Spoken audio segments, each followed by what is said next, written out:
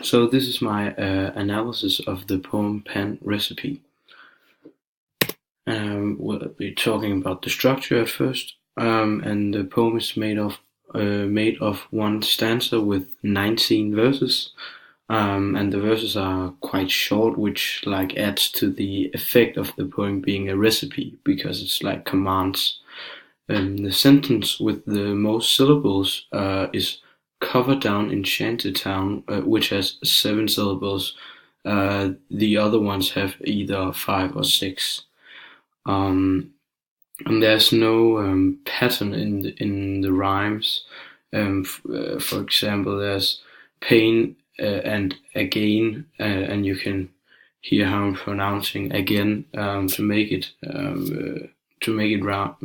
rhyme. Um, but on paper it doesn't really rhyme. It has a letter rhyme, if you can call it that. Other from those two, there's also slow and grow, burst and thirst, well and hell, dustbin and biscuit tin, and down and town. Language. The language is not that advanced, although there are some words that can be hard for some people to understand. For example, I had a hard time figuring out what shantytown meant, and if I read it correctly, it's some kind of slum. Um, so that word could not be in every person's vocabulary, but it's still a text that's more or less easy to be read by everyone. Um, and the language is quite formal. There's not used like any form of slang or spoken language, which adds to the formality of the poem. Um, and all the verbs are in its imperative form or in its command form. That again adds up to the poem being a recipe because that is how it's written in almost every recipe. Although it is some very sensitive themes, this poem takes up. It's quite casual, if you could say so. It's like almost as if anyone like could do this. I mean, follow the recipe to colonize a people or which it's about. And there's also a use of metaphors. I found the example "foil voice of drum", which could be referring to the oppression of the slaves, because they like banged their drums to keep up the spirit while everything seemed hopeless. So basically, it could mean to to put a lid on the slave's hope.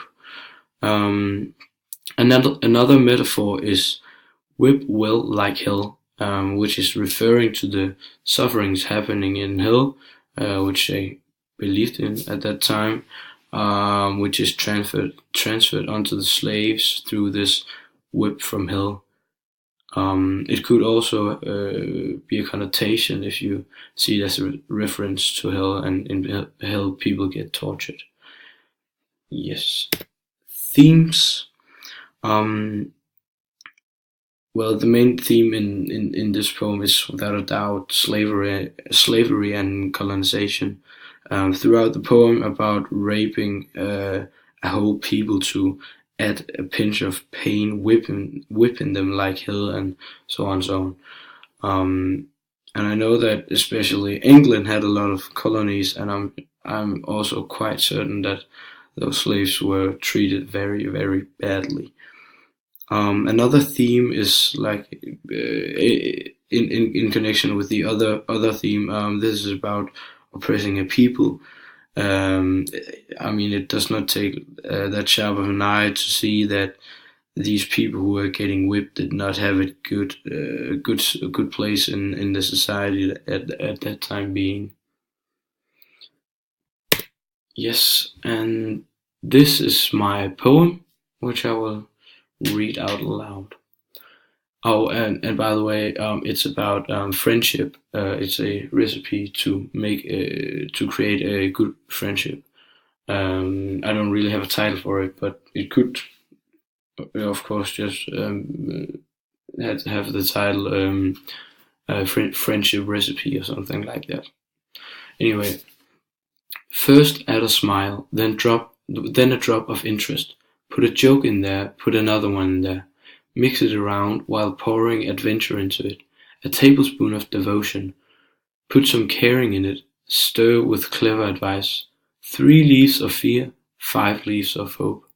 A bit of anger to make it a bit sour. Pour a lot of loyalty on.